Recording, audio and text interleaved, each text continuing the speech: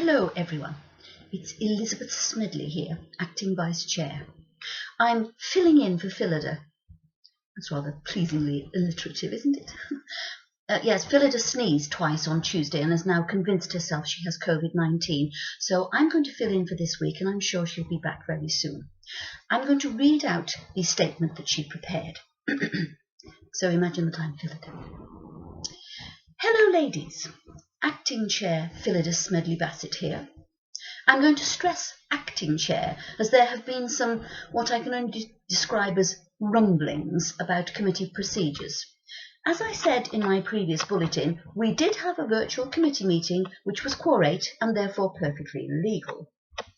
Yes, I agree it was unfortunate that the current committee could not be contacted for the Zoom virtual meeting, but if people are neither able nor willing to acquaint themselves with modern technologies, it behoves the rest of us to step up to the plate. I believe that is the correct soundbite to use these days. Therefore, Elizabeth, Cora, Felicity and myself, or the Gang of Four, as we have been rather unflatteringly dubbed by some rather disgruntled members, will continue, like brave Horatius, to keep the bridge. And by disgruntled members, I mean you, Glenys and Sandra. I wonder if you have ever actually been gruntled.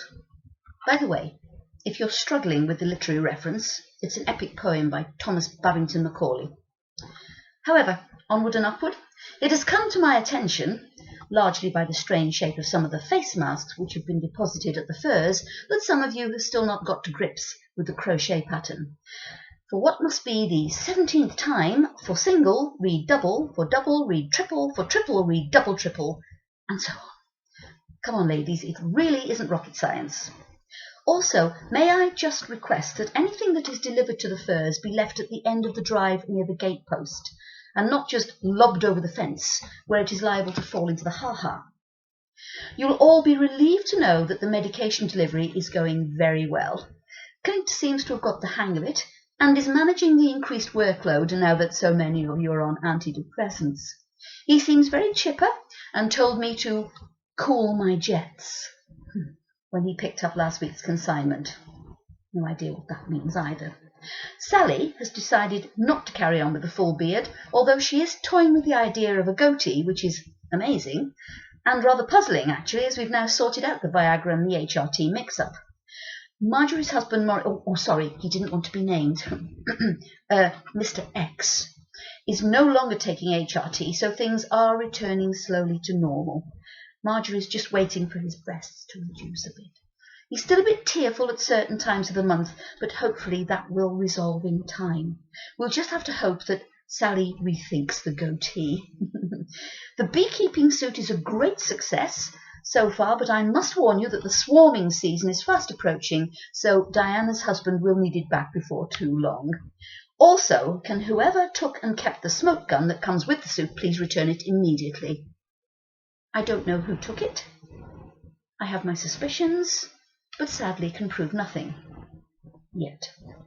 But provided it is returned without delay, we will say no more about it.